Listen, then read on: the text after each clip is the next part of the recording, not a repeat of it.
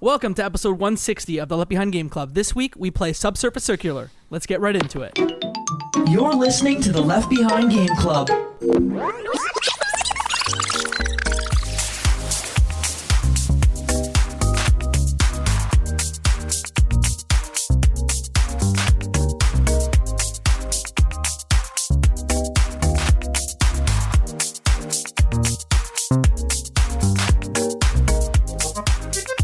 Welcome to the Left Behind Game Club, our never-ending attempt to make sure that no game is left behind. I'm your host, Jacob McCourt, and today I have three friends with me. The first friend, you know her, you love her. Her name is Flora Marigold. I am ready to promote elite energy.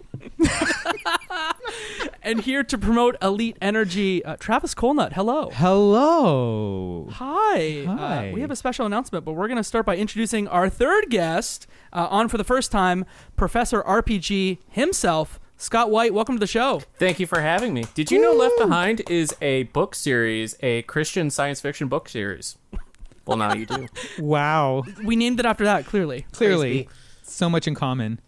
Tell us about yourself and the content you do. Sure. So, as you mentioned, Jacob, I host, my moniker, my brand is kind of Professor RPG. I host the RPG-focused podcast, RPG University, where I sit down with guests every other week to nerd out and talk about RPGs we love or topics that are going on right now in the RPG industry, and just kind of hang out while also providing tips and advice for players that might want to get into the game, where they can find the game, and then, yeah, just kind of hang out. And then I write and produce content for various websites around the internet. So that's my shtick.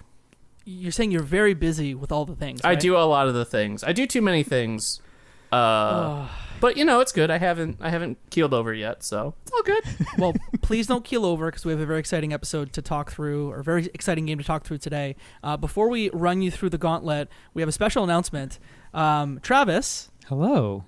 Hi. Again. So you've been on like 20 of these shows, huh? Just about, I think. You want to join the podcast? I want mean, to be a permanent host? You have twisted my arm for the last year. Yep. Asking me to be joining the pod, and so my official answer is no, thank you. No, just kidding. No. Plot twist. Yeah. So guess I'm joining. I got a lot more free time now, so I'll be able to do a lot more episodes than I did in the past. So might as well just make it official. Yeah, Travis, welcome to the show. You're the new permanent host. We're so excited to have you. Yay! Thank you. Scott. Yeah. We do this thing with new guests. Yep. It is called the Gauntlet. We ask you a series of questions so that folks can learn more about you and your gaming habits, your gaming loves, your gaming hates. So are you ready for us to run you through that? Ready. Flora, would you like to gong for us? I'm so right when you said We that, only my alarm just went off. met. When you say gong, do you mean like actually sound effect, or just Gong. be like Oh, God, gong? no! Love it. All right, let's run through the gauntlet. Scott, have you ever pretended to be sick to get out of something so you could play a game? Oh, hands down. I provide my wife a list, usually at the beginning of the year, of games I will be taking time off work for just to play, using sick time. So yes. I love What that. games this year are you skipping? Final Fantasy work for? 16 is going to be a big one. So, and maybe Mega Man Battle Network Collection in April. That might be my birthday Ooh. gift to myself.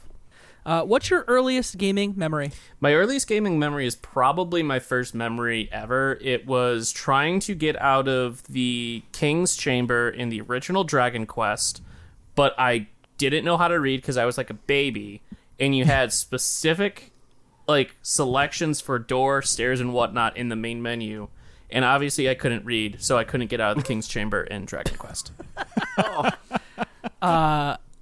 What'd you play that on? NES?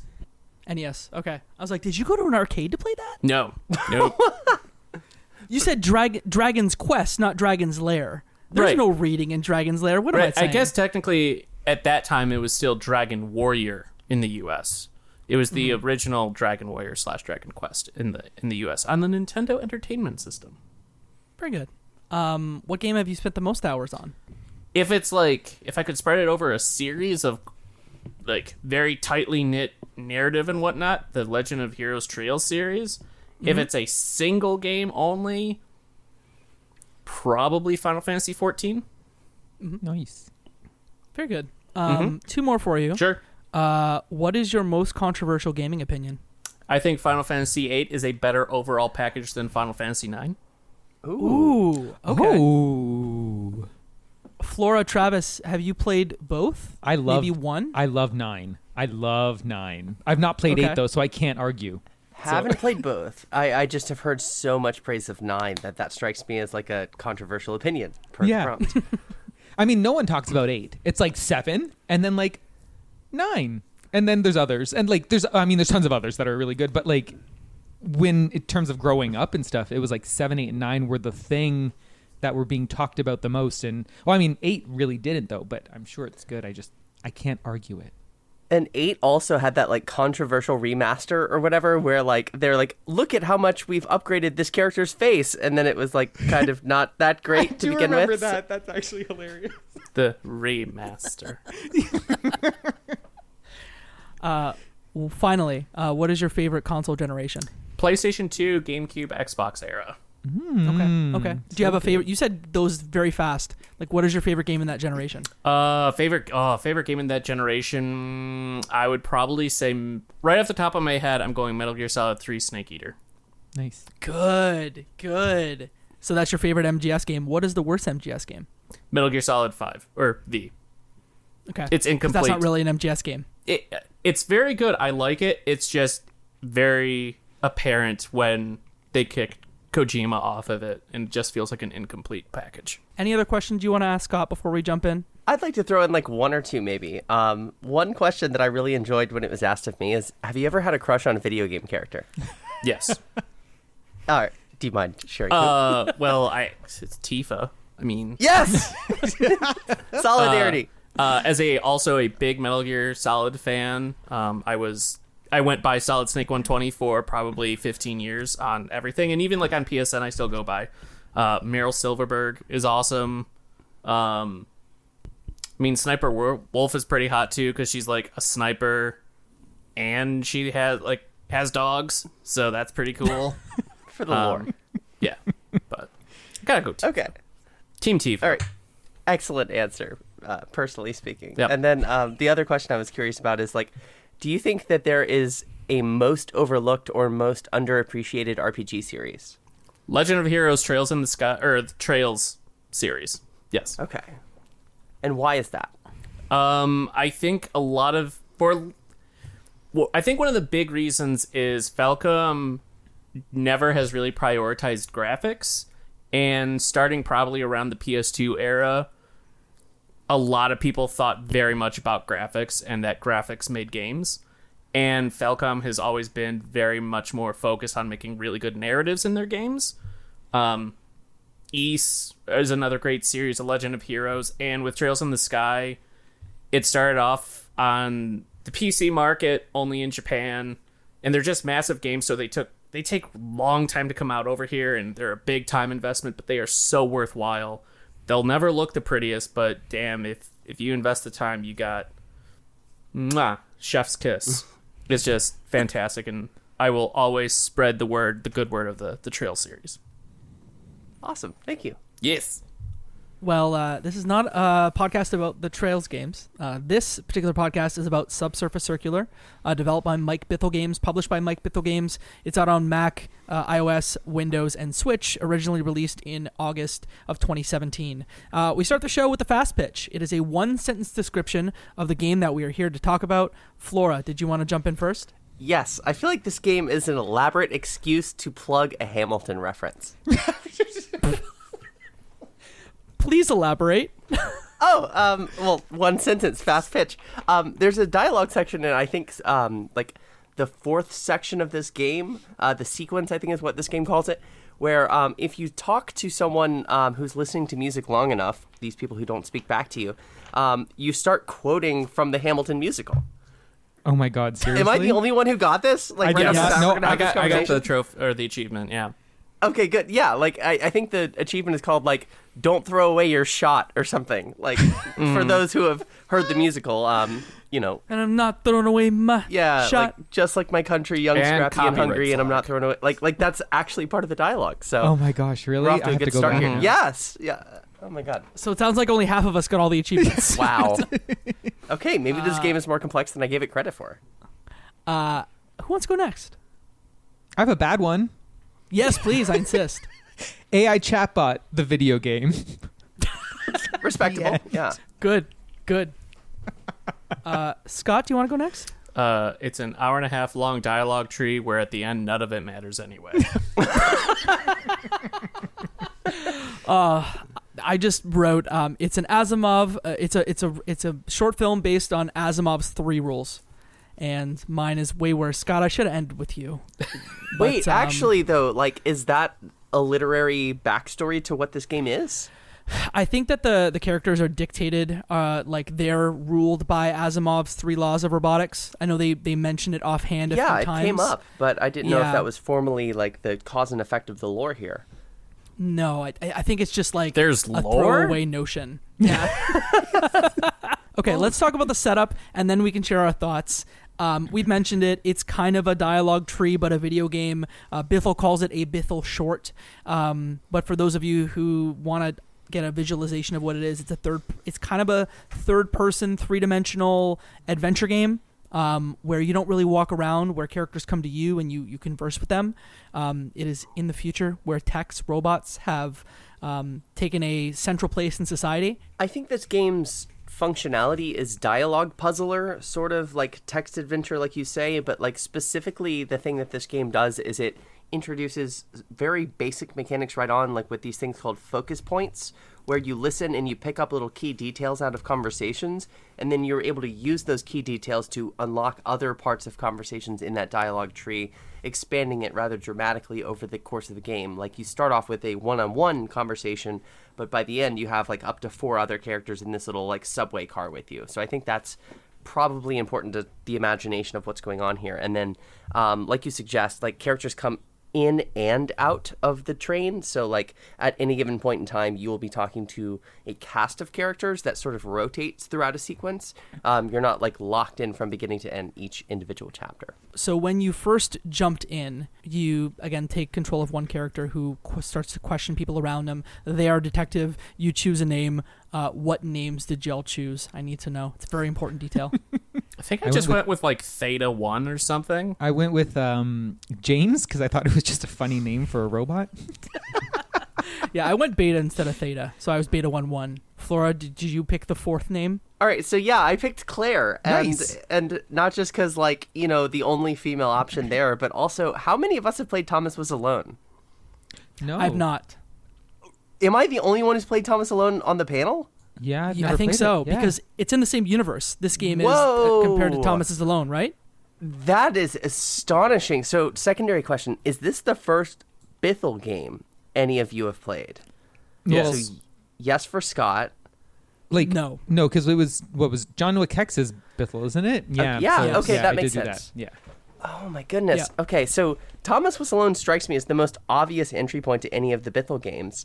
And so that's rather astonishing considering I believe that's his most commercially successful game, that none of you would have played that game. But I've never the reason I even heard of ask it. is because this name Claire evokes a character from that game. So it's also like a reference. This game is tied in universe to that other game, the earlier 2012 Thomas Was Alone. I want to say 2012. But yeah, Claire right. just immediately reminded me of like, oh, there's this like really important character from this other game. So that's why I chose that. At one point, there's one of the characters in the game actually does like a lore dump of Thomas Was Alone, I Yes. believe, as well. Yeah. It's like a shaman character in chapter 5, I want to say. It's really close to the end. And there's a soldier and like a priest who come onto the train at the same time. And if you elect to listen to this lore dump, the achievement is tied to like, no exaggeration, 1,500 words worth of lore dump. Like Oh my like gosh. sitting there for like 7-8 minutes, just auto scrolling on the fastest of speeds, just listening to, I believe, copy-pasted dialogue or narration, rather, from Thomas Was Alone. It's all stuff I've seen before, read before, and was familiar with, but it does not... I really worried. I thought it was going to dump the whole game on me. It dumped, like, the first, like, third of it or something, like the first act or two. So, Oh my gosh. still Because a very Thomas Was long time. Alone features like one of the things of that game is narration Mm-hmm. from Danny Wallace, I believe, is the think name you're of the British actor.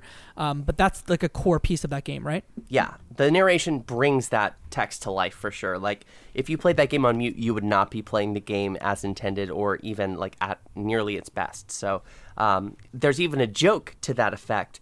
I want to say, I forget who says it, but it might be the priest or it might be the like Bithell bot. After the credits, you unlock like a director's commentary character who will like narrate the scenes to you.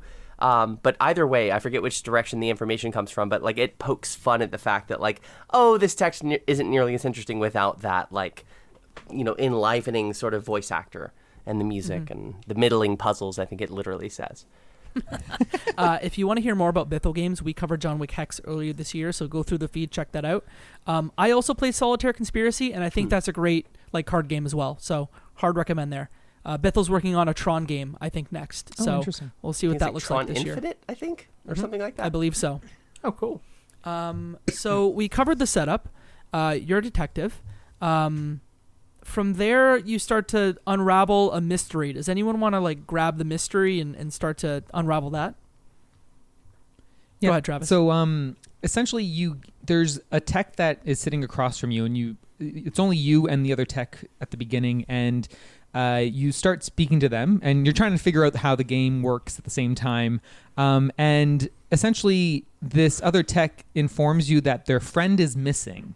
And you're a detective bot, and you're not able to really take cases beyond the scope of what is assigned to you. But in this case, you kind of choose to take on the case even though it's not been assigned. So you using this idea of like, okay, this person has disappeared, and you learn that there's more disappearances, and it kind of keeps going down that rabbit hole of you keep using those focus points because you get a focus point of disappearances, and you try to use that to then gather more information as you keep going further and further along into the game. So that's kind of like the initial setup is this bot has a friend that is missing, and you want to figure out why.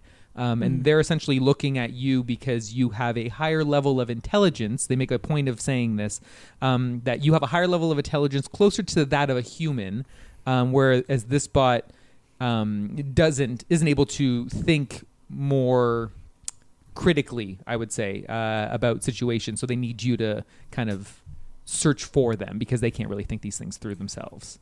Mm-hmm. And that's when like the themes of subservience and different levels of intelligence come out. Mm-hmm. I think it was Flora. You made a joke when we started about elite energy. There is an advertising bot that I think is incredibly funny. I don't know if anyone here chuckled as hard as I did. I thought of you like immediately because I would program the advertising bot. Yeah. Yeah. Marketing man is me. But was there anything like immediately when the world opened up thematically that you were drawn to? Maybe Scott, was there anything that really surprised you when you jumped in? I thought it was interesting, and I like the premise behind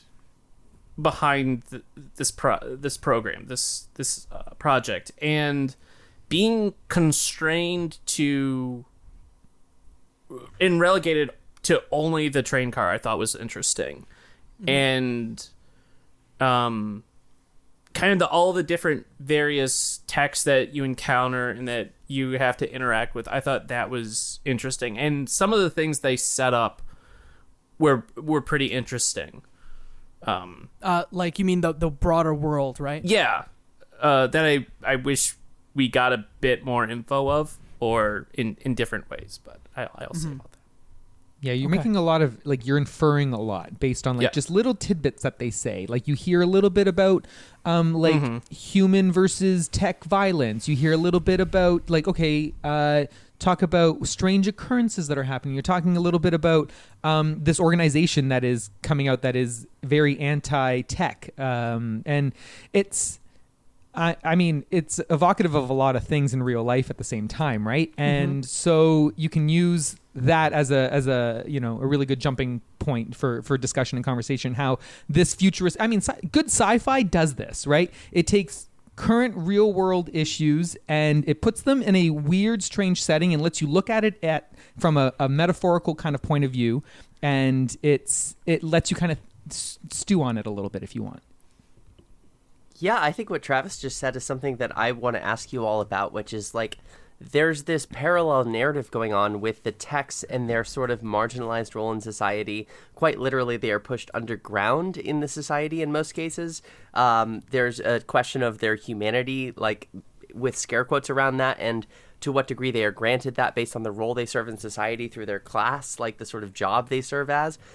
There's these like discussions that seem evocative of issues like immigration, perhaps, like knowing that Mike Bithell from the UK, who has very progressive politics, made this game. I feel like I'm reading into the sort of subtext of this game and like all of the things that in the modern day, or 2017, I want to say is when this game was published.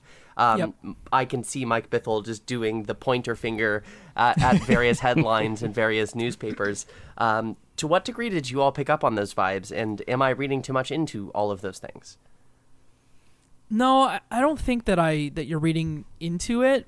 I guess I didn't connect it to the timeline the time where it came out. So again, this game came out in August of 2017. So Trump would have been elected, Brexit would have just happened, and so a UK game developer to make a game about like class warfare, immigration, like wink nod. Tying it to the time, I think, is really important, because there are games that you can immediately connect to, like immigration, like and Papers, Please? Brexit and Trump, like Papers, Please. And then Mike Rose published a game too. It was the Brexit version of Papers, Please. That I'm going to look up while we talk about this, but it's good to connect it to time period, because I immediately just thought of like literary works, like iRobot, and there's a Canadian novelist that writes a lot about like AI and robots taking on personalities, and I just played Citizen Sleeper, so my mind kind of went to that a little bit. So good to connect it to the time, but I'm talking a lot. Did any of you connect it to the time, Scott or Travis? I didn't think back to 2017 specifically, but I definitely did, like, just thematically. Kind of, I don't think Flora's reading into it at all. Like, you can literally tie these things, whereas like you could tie it to anything really, as long as like you have a marginalized like community, you can kind of see where these things can kind of link together, right? And you can do that with almost anything at this point. But if you look at how this game kind of takes these robots and treats them like they're less than people, but if you're kind of like, no, they are people, and they like, it depends, I guess, on what level of you believe like AI is that its own thing, is that just they're programmed to do what we do, like you can take that into account, or you can just completely eliminate all of the like robot aspects of it and just view it as like people versus people. And then I think you can tie it to almost any time period. I didn't think back to like, when did this game come out? I just thought more like just generally, and also like what's going on right now, and like what you could kind of tie things to easily, right? Flora, the game was Not Tonight, was the game that we were thinking of. Yeah, thank you. Yeah. Scott, I didn't mean to cut you off. No, I think I definitely didn't tie it to the times. I feel like a lot of the themes that they portrayed in the world at large in this game have been done a lot. Like, I feel like they're very anticipated and just kind of par for the course when you deal with a robot worker society and humans living in the same world, not killing each other. I think the whole argument on servitude and all that, I think it was a very safe world. At least from what they presented, it didn't strike me as... I thought the varying levels of intelligence or allowed intelligence was a really interesting take.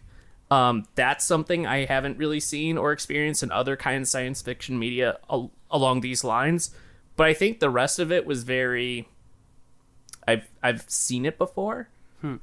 There's a ton of like that kind of stuff in media, right? Like these AIs want to be treated as more than just robots, right? You see that a lot. You see, I mean, an obvious example is like Detroit Become Human is like that whole game is that, right? Yeah, like thinking that too. And then like, or like even in movies, Bicentennial Man, it's the exact same kind of thing, right? I, Love Robot. that movie. You could argue iRobot. Wall-E is like that. You know? Literally, yeah. There's all those. So it's been done before. So I guess it depends. And I do agree the different levels of intelligence in the robots and how do you kind of parse that is pretty interesting. But it didn't dive into it. I mean, you got a 2-hour game, so it really didn't dive into like the themes that deeply. It is pretty surface level on that part.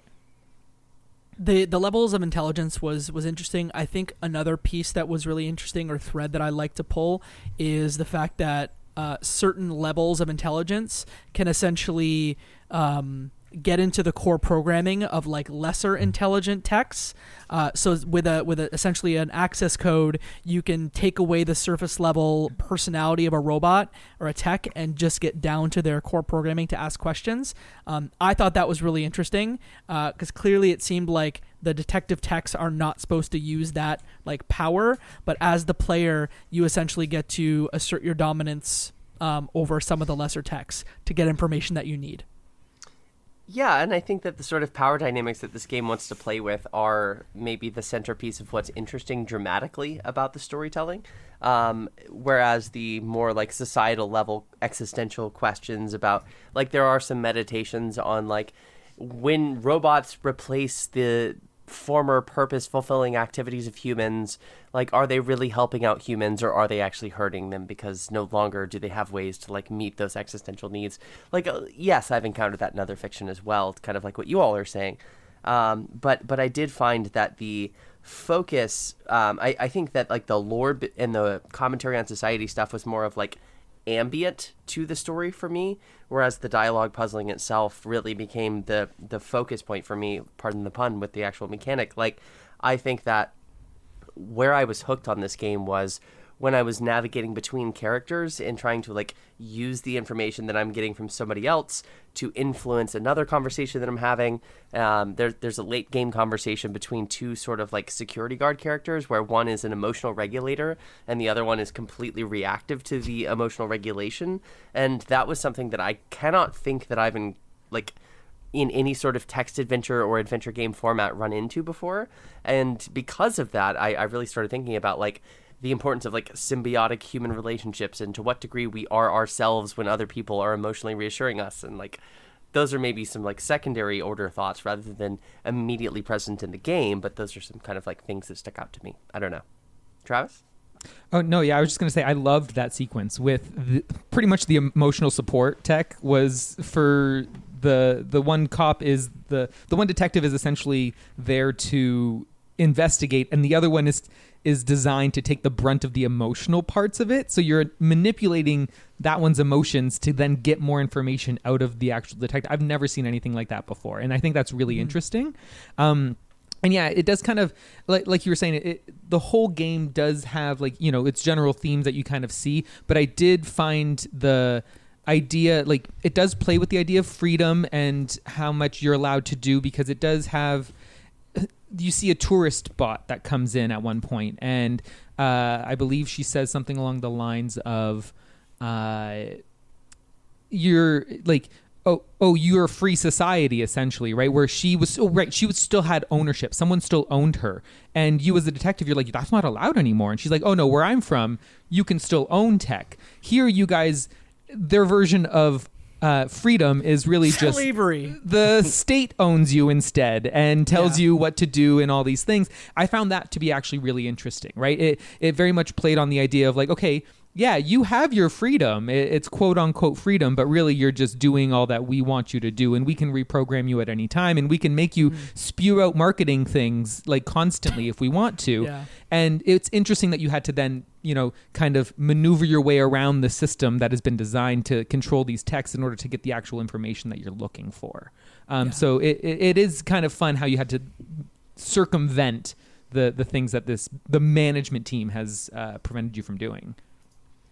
I actually think that might be my least favorite part of the game / lore is the evocation of real world countries. Like, as in the fact that like these territories still are existent and sort of governed in similar ways to the way they are right now, despite these unfathomable upheavals of societal structures and technology. Scott, I want to know if any of that like worked for you or didn't, like all of the sort of real world stuff, or did you take note of that? I didn't really take notice of it. It was definitely interesting, but I think by that point I was intrigued by the mystery that was kind of set it up. But in terms of like the argument of like using the code to activate or basically force other bots to tell you like what they know, there's no choice. Like you can't fail this game. And I that is my biggest issue with this game. I feel like it removes the moral dilemma. It could have been a really interesting moral dilemma that you have to task yourself if you need to balance, do I force this tech to tell me what it potentially knows? Right. Or do I stay on the high ground? No, I'm not supposed to. No, I don't want to take this tech's like free will away just to try and continue my investigation. Visual novels and like adventure point and click games are very much not my thing. But I would love to read a book, like a book version of this. Yes. Yes, Okay. totally. Yeah. This is the barest bones definition of a game for me. Like it's hard for me to rationalize that it's a game. I think it's a good pitch for a good story. The fact that you can't fail, the fact that at the end, you regardless of the investigation, you've been working so far to get the investigation, you've been like reassigned whatnot, and it all comes down to just a dude comes onto the train, you convince him you're a priest, and he just blatantly explains what's going on. He just verbatim, it's like, oh yeah, we're doing this, I feel bad about it. And then the next sequence is the end, and then you get the choice. So it's like you have all these segments leading up to where you're trying to put things together. You're using this code to take away the free will to get your answers. You're doing this investigation only for it all to wind up with a tech just coming on the train and telling it to you flat out. If I could have failed this game, if I could have chased a wrong lead or something, this would be so much more powerful for me. But for what it's worth, the first 5 or 6 sequences are pointless to just, if you're just going to give me the information. And that's when I was just like, this is bullshit. It was just, what's the point of having me investigate if you're just going to tell me everything? Yeah. Yeah. And it just bummed me out because I like the aesthetic. I love the idea of being locked to the train. I wish I could have actually gotten up and like moved around the train. But the sequence being tied to having to, even if there was a timing feature where you had like 5 minutes before the next stop where some of the text would get off and you would lose that information. Like that, there's no sense of urgency if things progress only once you go through all the possible options of the dialogue in all the different ones with every character to put together the pieces. Oh, okay, you've completed that. Now everyone gets off the train. A new batch comes in and you have to do it all over again. If there was a sense of that moral conundrum, do I use the code? The timing aspect, okay, I have to choose really carefully what leads I want to settle on because there's stops coming up and I only have a few questions. Mm-hmm. If I had any of that, or even have like go from one train car to the other, maybe something changes or there's other people, something to make it, to give me a sense of choice. And I don't know if this is just some metaphysical thing that's supposed to like, it's all an illusion because they're on a train and trains can only go on a single track. Like trains are stuck on the track they're going, and I don't know if I'm just pulling that one. I don't know if I'm just pulling that one out of my butt because I was trying to find something to warrant the design decision between this, like this lack of any choice or urgency or consequence. I don't know, but it's just I would have loved this as a book, and it just kind of makes me angry as a game. You're mad that Mike Bithell wrote a Scooby-Doo episode. I think that's what it is. That essentially the person who introduces the crime, this is spoilers for the end of the game, I guess. The person that introduces the crime is actually like the gunman, if you will. It's a real like Chekhov's gunman situation. See, that doesn't even bother me. It's the fact that I don't get to find that out on my own, and it just is presented to me. There's no like reveal a mask and it's the dude that gave you the case on the beginning. It's just like he walks on the train and it's like, it was me the whole time. It's like, you better say, I wish I could have figured that out. You didn't have the opportunity to even get it wrong. Right. Like, that's the thing. Like, I actually totally agree thinking about it. Like, I think it would have been a lot more compelling if you were able to follow those wrong leads or make those moral choices, because it presents you with a lot of, like, moral conundrums, but I guess you don't really get the chance to do too much of it. But I think that specifically, like, the game hints at possibly maybe earlier in development that would have given you some opportunities to be mistaken, like about the red tech that we hear about in this game, and whether or not this red tech is truly responsible for these disappearances that you're investigating. Like, some people confirm to you that, oh yeah, they really think that the red tech is responsible. Some other people say, oh no, that doesn't line up with the timeline. This red tech only got involved a few weeks after these disappearances, therefore that's a bad theory. Like, if there were some genuine, pardon the pun again, red herrings as far as this sort of investigation goes, I think that could be compelling. And while Scott was talking, I was thinking about, like, maybe if there was some sort of Mass Effect system of, like, Paragon Renegade, like, going on here, where every time that you use this code to, like, strip down someone's personality, that steers you far to the, like, the red zone of things. Like, don't do that. And every time that you ignore that and potentially don't get as much information as you might otherwise, even though you're taking a more noble path, you maybe advance forward with fewer options and dialogue moving forward. Like, that could be really compelling as well. So as I'm listening to you all sort of, like, critique what is presented here, I do think that everything that's been said so far could potentially make this a more compelling package. The only thing I would maybe say, just to play devil's advocate and defend it for a second, is I don't know, I'm going to ask you first. Did anyone here go through any of the developers' commentary after the credits? I didn't want to play it. I went through it. Fair. I was just curious because I got the 100%. I checked it out, but I just like went through and I did like the first chapter, and I just like saw what the mechanic was. I was honestly, and I don't know why, expecting audio commentary. Me too. But then actually, realized like, oh, Bithell's just a bot. I wish it was, because Bithell's voice is great. Agreed. I guess I didn't go through all the game. Did you spend a lot of time with it, Flora? No, I didn't. But the reason I ask is because they talked about the development cycle of this game and why this game was made in the first place and how long it took. Like, this was a game where in between major projects, as they were seeking funding, they decided, well, our developing team doesn't really have anything to do. Let's make something with, like, the tiny window of time we have right now before we move on to the next project that we get funding for. And so this is the bite-sized little thing they came up with. And so all of those limitations and all those shortcomings that we're lamenting here, I think are immediately, like, probably acknowledged by the dev team of, like, oh yeah, no, we had like a month or like 3 months or whatever to make this thing. Whereas if they had a proper budget or a proper time scale, maybe they would have done some of those cooler things. Yeah, the scope of what they wanted to do was apparently not all of that, because they weren't planning on doing that, I guess. Yeah, like one person made all of the code stuff for the dialogue system. Interesting. Pretty huge ask for somebody, considering there's hundreds of choices in the game. Yeah. Hundreds of choices. I guess I have a hypothetical question, and I'll ask it to Scott first. Would you preferred that this game was actually more linear? Like, if you were given the option to say, this is a 45-minute short that you experience, and there's no binary choice that doesn't matter at the end, would you have preferred that?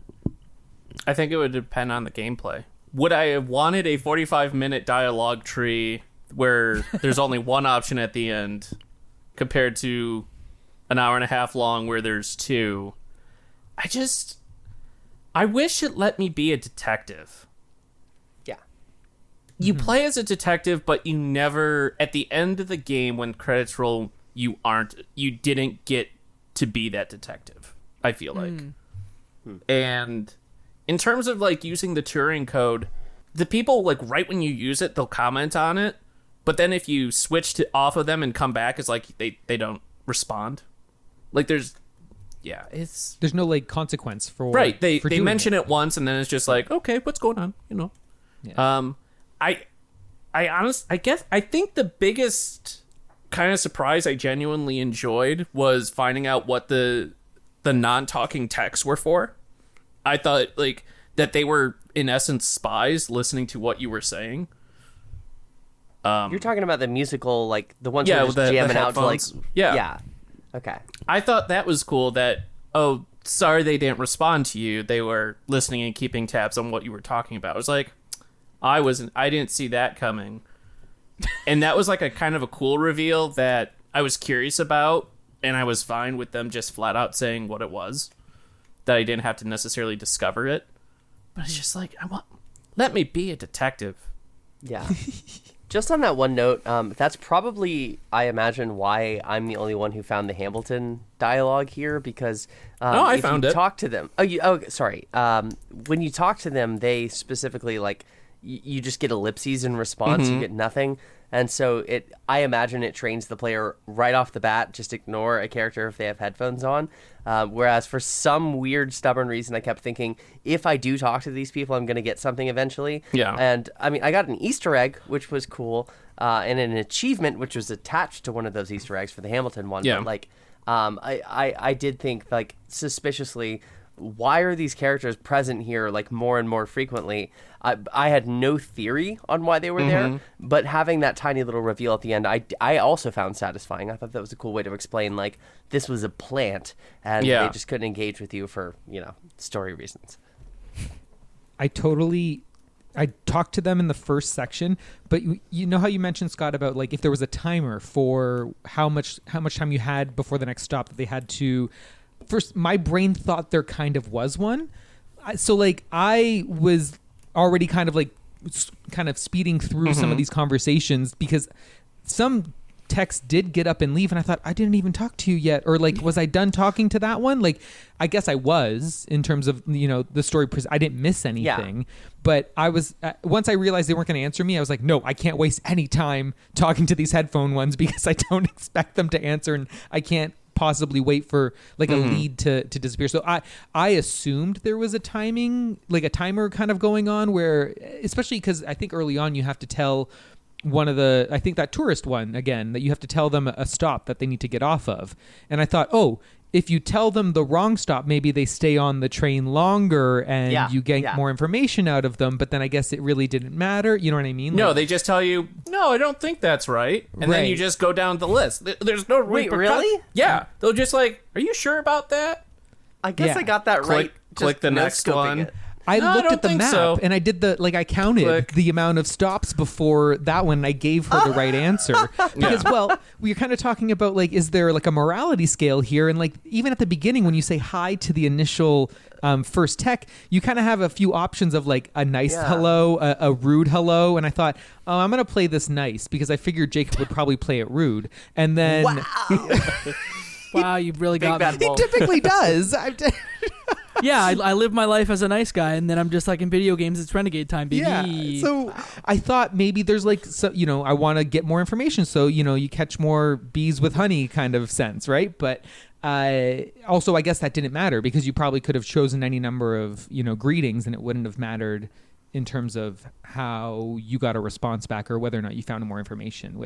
So maybe I had just this idea in my head about like the things that I missed because I only really went through the game once. I didn't replay it. I played on my Switch, so I didn't have achievements to go like try to get because there was no achievements. There's no achievements on Switch, obviously. So I played through it once, and then once I found out that was the end of the game, I looked up to see like if there was multiple endings. And when I saw that there was only like the two choices at the end, then I was like, well, I don't feel the need to go through it. I've seen the whole story, right? So that makes me want to ask how well this game translated to the Switch, because I started playing on my Steam Deck, and Impossible. It's like a partially supported game. You can only use one input on the controller. The text Touchscreen is so tiny that it's like irritating to even use your finger to touchscreen or like a stylus. So I installed it on my PC and played it actually today with a mouse because that felt just way more precise. I don't know, like, if they made porting efforts for the Switch in a way that would make it more like agreeable to that compact form. But like, did that work well in that medium for you? Do you think that like was a good fit? Yeah, actually, I've had no issues with it whatsoever. Like you use the joystick to kind of move around, select your options for words. You had all your keywords at the bottom. You could open up the map at any time. It did a little bit of interesting stuff with the because I was playing in handheld mode, so you could like kind of just ever so slightly look around, tilt the screen around and look kind of a little bit around the screen. So they did some stuff for porting it over, which was interesting. It almost sounds like they should have taken some of the Switch tech. And again, this is a 5-year-old game at this point, and I don't know how much it's supported, given the Steam Deck just come out. There's work involved. I did the same thing you did, Flora, where I immediately went to my Steam Deck and said, oh, I bought this for $1.33 during a Steam sale because I knew we were playing it. Open it on Steam Deck, and anytime you get that overlay that's like, hey, you're going to need to zoom, I'm like, then I'm going to yeet the heck out of this game. Played it on PC. Did not. One recommendation: do not play it on Steam Deck. But again, maybe they'll patch in support at some point. But not great on Steam Deck. On Steam Deck, it's on iOS as well. But I don't know, Scott. Did you play it on PC, Switch? I did Steam Deck, fully on Steam Deck. Really? Oh, okay. How did you do it? Because I couldn't. I just used the joystick, and when I didn't feel like doing joystick, I just tapped on the answers. Okay. Maybe we're prima donnas for Steam Deck. Yeah, exactly. Yeah, you have more patience than I do, Scott. I think the one thing that we've kind of danced around that I'd love to just explicitly like train around to is talking about like the denouement and then how the game ends. You essentially get wiped because investigators come around and they're like, hey, you're doing things you shouldn't. You're investigating something that you were told not to. So you essentially get wiped and are told that you are going to be reprogrammed. And then that's when the end of the game kind of unravels. The end is you're investigating disappearances. Red Tech is possibly behind them. And you start to learn that, hey, it actually isn't Teks being taken. It's that, there's now overproduction that's happening, and that there is a rogue group of people that has taken that overproduction very slowly and started to yeet those Teks, outside the city, gathering 8,000. I don't know why yeet's the word of the day today, but 8,000 of them in a group that are going to challenge management and try and cause a revolution that will upend the social constructs that are happening now.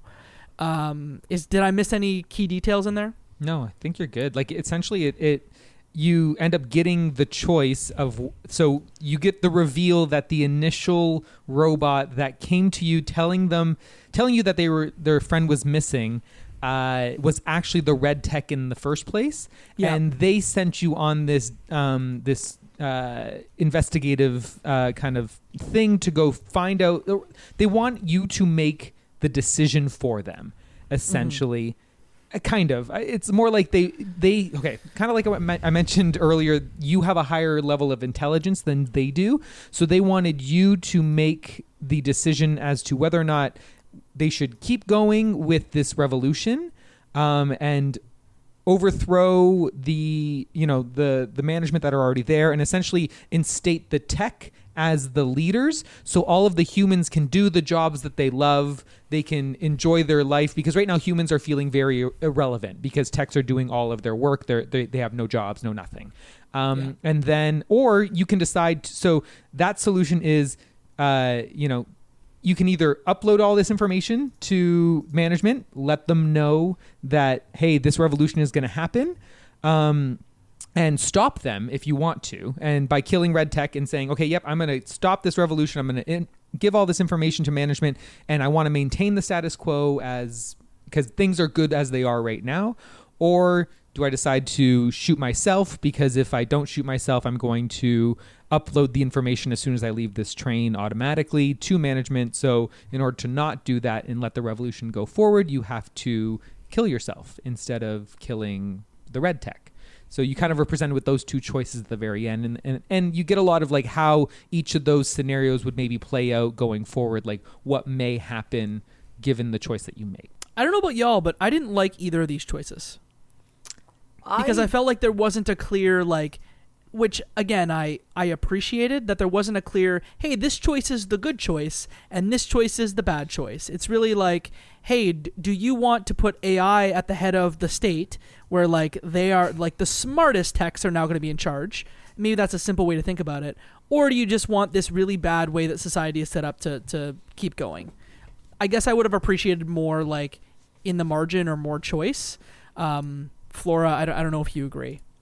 I felt like the choice was kind of natural and it followed where my instincts were going with this narrative anyway. I mean, partially like my politics probably informed that conclusion, but also like when you look at the percentage choices on Steam, at least, of those who chose the revolution option where you create a new world versus the reevaluation ending where you protect your world, so to speak, the disparity is kind of astonishing for a game of this like size. Like, if you're going to 100% this game, you're probably going to go for all the achievements or endings, and like it's going to be really like straightforward. It took me 85 minutes to get everything in this game, and so it's not a huge ask.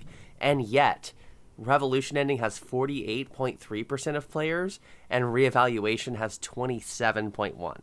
So like 15 to 20%. Sorry, 21%. I can't. Where's math. the rest of the percent? Yeah, I was gonna say they Well, that's who got it. So that to me says like 2/3 of the people chose revolution and 1/3 chose like status quo. Oh, I was Yeah. like, the other percentage is the people that yeeted the game out the Yeah, window yeah, and said, nope, Then not you have finishing the Scots this. who are like, no, just kidding.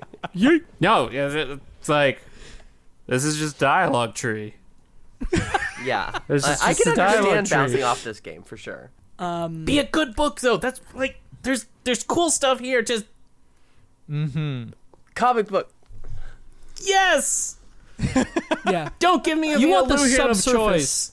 Yeah, you want the subsurface cinematic universe. That's what you want. Wow.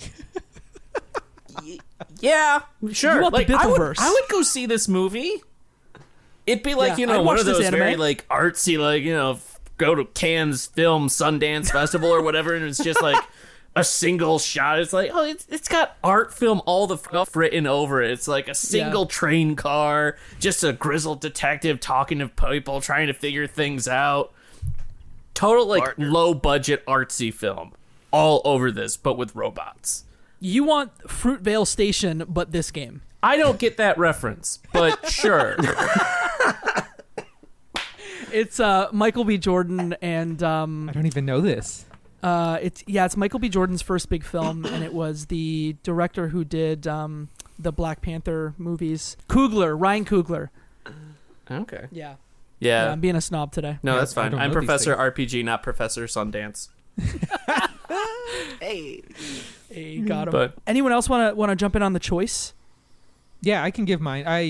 So I did veer towards the revolution. I felt like the game it felt like maybe I was just kind of going that way anyways, just mentally I was like, yeah, revolution, get rid of this, because it also it felt like the game was presenting to me like this is what the humans want as well. It's not just that the humans want to instate the tech as the ones managing everything, because they want them to run the state like I would assume like without corruption and like actually following their programs, and they're doing what they're supposed to be doing so that the people that are left can do the things that they love, right? My brain goes to like, Star Trek, and it's far in the future, and people go to school because they want to, and they go and they get jobs and do things because they want to, not because they have to do it to survive, right? Like it gave me those kind of vibes of like, okay, these robots want to do something, they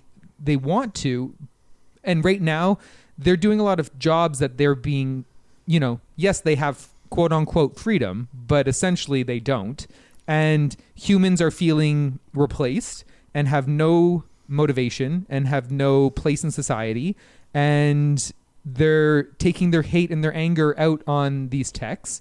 Kind of plays on the immigration aspect a little bit there too with it, right? So it's this idea that these robots are coming in and stealing our jobs, and it's that kind of vibe, and you see that in the choices that you're making, and I'm like. But it's interesting because it specifically says there's a line in there that says, in fairness, these humans make versus any culture previously of humanity, they made the choice to actually go against the people in charge and not the quote unquote invader. As opposed, we see that nowadays, right? As opposed to going against those that are causing the problem, they go against those that are the invader, the one that is, but in reality, no, we all want the same thing. Let's direct our attention towards the people who are actually responsible. And that's kind of where my brain was going. And so that's why I was like, yeah, okay, I'll die for this. So I, boom, shot myself. But like, what's interesting for starters, I think it would have been really interesting if they had like a human come on the train and you could get that perspective. I think that could have been interesting. Mm-hmm. But yeah, like, you're only given that information from another tech. Right. But like the whole let's take down the management, let's take down the man, it still involves just humans telling Teks, I want you to kill people. So it's like the Teks are still doing what they're ordered to. So is that really breaking the system where they don't? I didn't get it. I was just like, hey, that's a cool looking gun. Reminded me of It's actually an interesting idea, though. That's like actually an interesting, is that them breaking the system, or is that them creating just another system? And that's, it'd be really cool if the game kind of delved farther into that too. If we had the runway to be able to do that in a bigger version of this game that could do more, maybe. Yeah. So it's like, I really dig the premise. I think there's a lot of cool premise and kind of things there. I just bounced off this delivery of said premise and material. Yeah. And I think that's okay. So okay. I want people's final thoughts, but in the final thoughts, yes, I also want to know, we've talked about other mediums where we would love to see this universe. I would love to know either A, if you got a sequel, what you'd want to see in it. And there is a sequel to this game called Quarantine Circular that came out a year afterwards. But let's say you were making a direct sequel to this game. What would you want to see? Or what piece of media do you want to see, like Subsurface Circular, go into? Comic, anime, TV show? Give me your final thoughts and then the answer to that question. I'll start because I proposed it. I liked this game, but much like everyone here, I think what I appreciated is the world that was being built. Like, again, this is entirely this kind of story I love, where we're talking about a world where we have a robotic society. Anyone who brings up Asimov, I'm in. And so I would love to see a direct sequel to this game. Or even just an anime version of like this story where we get more about the world around it. I guess there is an anime like this called Cyberpunk, the one that just came out on Netflix. It's different. I don't know what I'm saying. Who wants to jump in now? Go, Flora. I think that I'm very happy with this as a video game. I really don't rub up against the issues, though I think they are fair, that we've talked about here, as far as interactivity, lack of choice, lack of stakes and failure conditions and stuff. I think that I would be most excited to see some iteration of this story or universe in a sort of like Animatrix style, if that reference lands for those of you, like where... Oh, yeah. Or even like right now, my favorite game, Nier Automata, is getting an anime adaptation, and episode 1 was like a 1-to-1 shot-for-shot remake. Episode 2 was like a short story that was just almost completely unrelated. And I really vibe with stories that flesh out a universe but don't retread material. Mm-hmm. I find almost no value in something that just shows the same story but through a different like lens or medium or whatever. And so for this game, I think if you can show me a bunch of short stories, like in a collection, like in a graphic novel format, or even like a couple like 4 to 6 like anime episodes or something like that, I think that I would be most excited to see this game repurposed that way. As for my general final thoughts on this game and like whether or not it worked for me, I personally don't have a lot of complaints. I loved that it was short and sweet. The brevity worked strongly for me because I think as a rule video games are too long. Yes. I don't think this is the best written game or the best paced game I've played in forever or anything like that. But the moment-to-moment delivery worked really well for me in the sense that, like, whether it was the lore dump of Thomas Was Alone or the Hamilton reference or, just the overall we didn't talk about this at all, but the intro cutscene cinematic where there's like music vibing in So instrumentally good. and like the headphone Yep. guys who are jamming out, head nodding in the car with you the whole time. There's always just a little bit of electronica going on. There's so many things like that just clicked with me. The decision to only voice the train station operator, like the person who says, "Next stop is Jacob McCourt," or whatever. Like It's a bad stop. Don't get off there.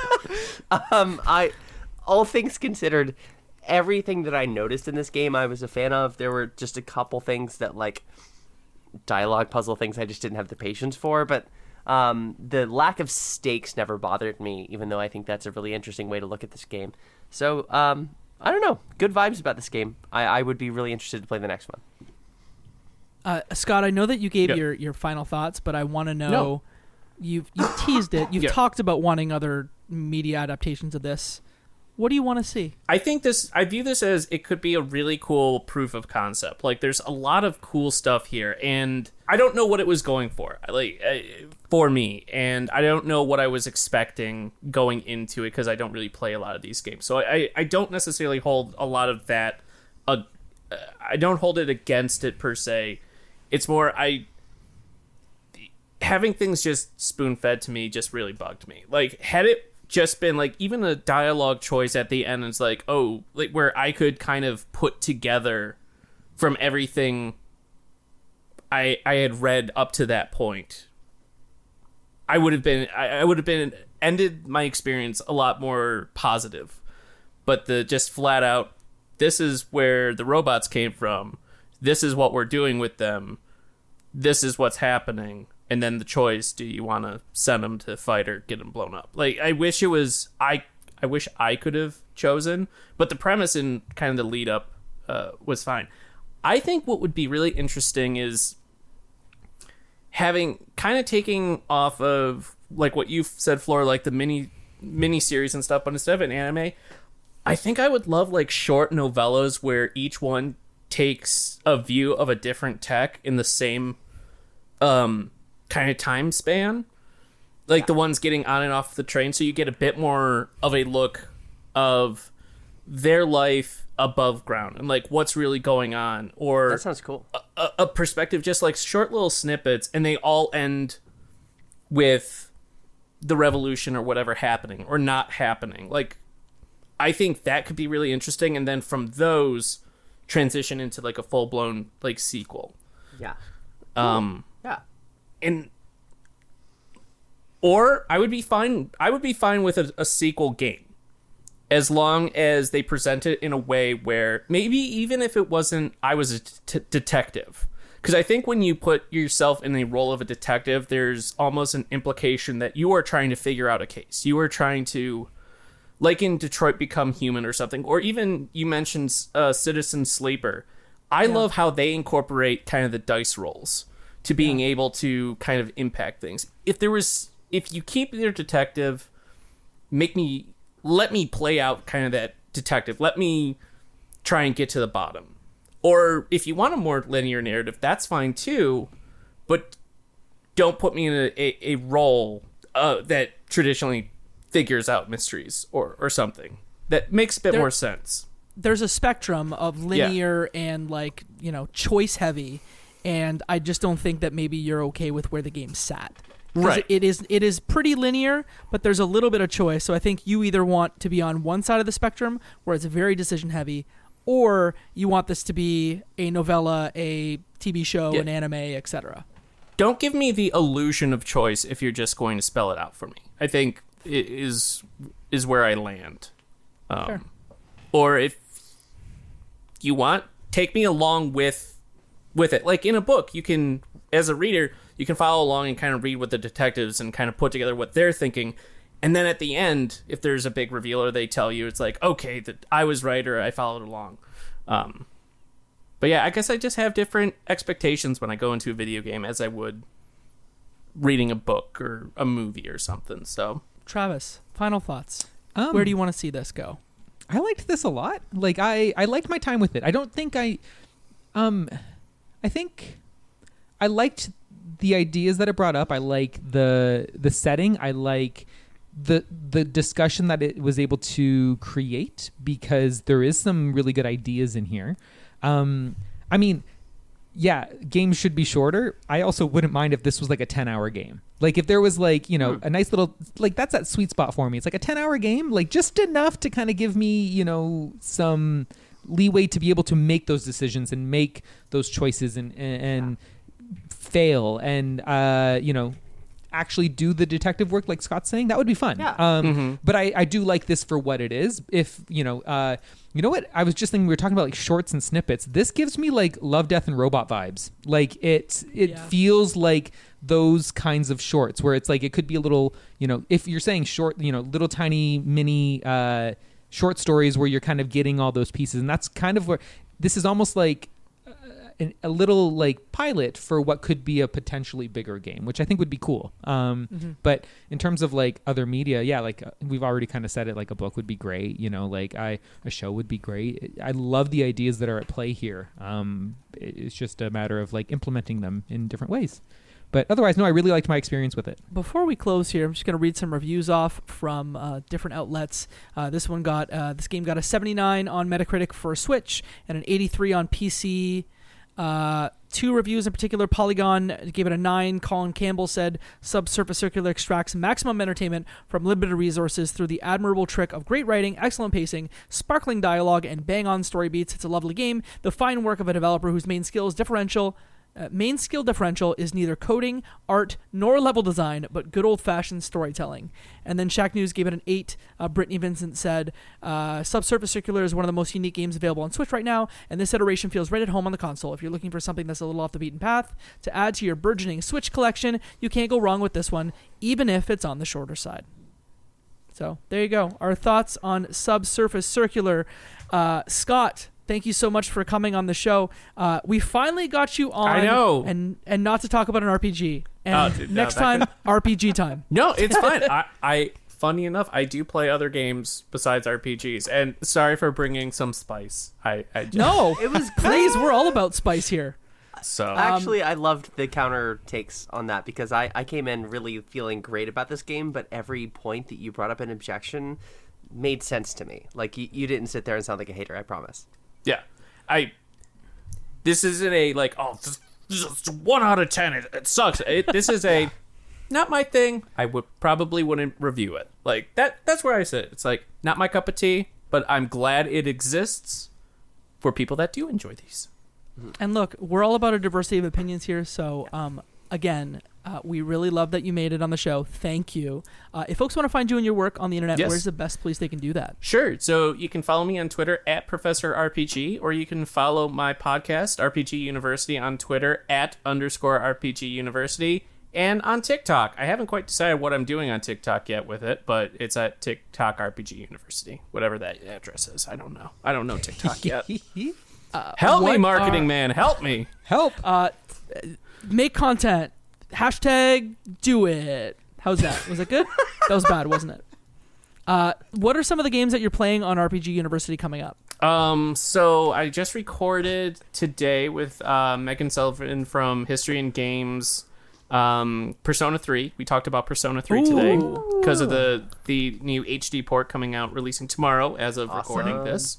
Yes. I sat down with Reb Valentine from IGN to Awesome. just talk about what it's like to review long games in general for publication and kind of pull back the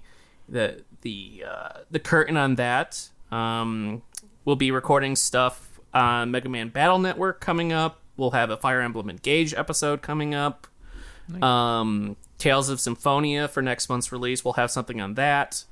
Yeah, it's so many games this year. It's so many RPGs. I'm not gonna sleep. And here's a recommendation for I'm sure there are amazing starting points in the feed for RPG University, but if you want to hear the PAX West panel that Scott led, the 6 Degrees of Tetsuya Nomura, it's episode 96 in the feed. It's really fun having people say, I would like you to connect Pepsi Yoshi Man. to Tetsuya Nomura. Oh, we Pepsi also Man? did Pepsi Man. Pepsi Man was a submission. We also had who was the actual legitimate scientist we connected? Who's the gravity guy with the apple? Newton? Newton. Yeah, We Newton. had to. Someone from the audience supplied Isaac Newton, so we had to connect Isaac Newton, that guy, back to Tetsuya Nomura. So that was a good time. Gosh. And they didn't even Yeah. use Super Smash Brothers to It's do true. it. Scott, thank you so much for coming on the show. Thank you so much for we having really me. appreciate your time. Yeah, pleasure. You can find all things Left Behind Game Club at Left Behind Club on Twitter, on Instagram at Left Behind Game Club, and you can join our Discord where we talk about video games, share anime gifs on the weekend, and share video game deals. That's at leftbehindgame.club/Discord. If you like the show, do us 2 favors. Send it to a friend because that's how people hear about podcasts, and give it a 5-star review on your podcast platform of choice. Hey, you, if you're listening to this on Spotify, we could really use more 5-star reviews there. So please give us that 5 stars so the algorithm just gives us a kiss because we love that. I don't know where that came from, but here we are. A nice sensual kiss tonight on Left Behind Game Club after dark. It's been lovely to be with you, beautiful people, with your sweet luscious mouths and those, Oh my God. those kisses. Oh my gosh, you should have seen us earlier. Jacob was talking about how hot he was, and it was giving me talking the about- vapors. It was Oh giving my me God. the vapors. It was a wild time, everybody. It was. How are you doing? How are you doing, listener? You doing good? Well, in my best pillow talk voice, Travis, please tell us where we can be found on the internet. That was the best one. Oh my god. Should I play Kenny G in the background? Oh gosh. Gotta get some smooth jazz in here. A little smooth jazz, some bass. We all like bass in here, right? I'm on Twitter. At Travis Colnut. Hi there. Oh, I'm Mickey Mouse now. Oh gosh.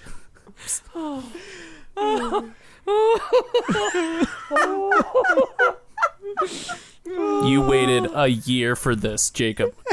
I did. A Travis, year. Oh, I did. Travis, where can you be found on the internet? Just say it again because I don't. It was super high pitched. I'm on Twitter at Travis Colnut. You have another podcast too. Please tell us about that. Yeah, it's Cutscenes, video game movie podcast. It's with Jacob McCourt and Katie Hey. Lesperance. Yeah. Who are they? We are actually going to be launching our 4th season very shortly. It's going to be a watch along with the new The Last of Us show. Super excited. Dude, Yeah, you it's gonna have be great. nut in your name.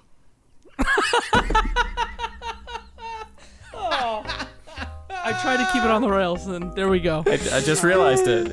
It's perfect. It comes all. It's a Subsurface Circular podcast. Started spicy, end spicy. You can find me on the internet at Jacob McCord on all major social platforms. I do TikTok, I do Cutscenes, I do Left Behind Game Club.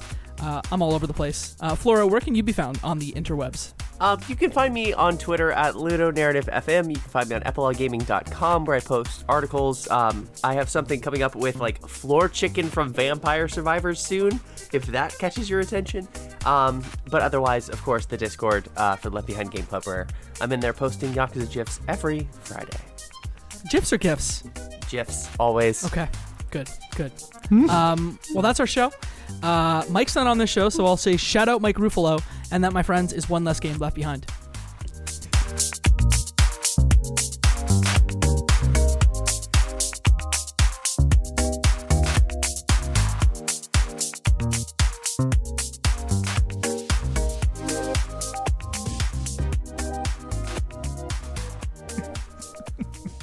I love that we're going to litigate that at the end of each show. It has to happen. It's Jifes. Get it right. Jifes. Jifes. Yes. Geifs. Everyone loses. Oh.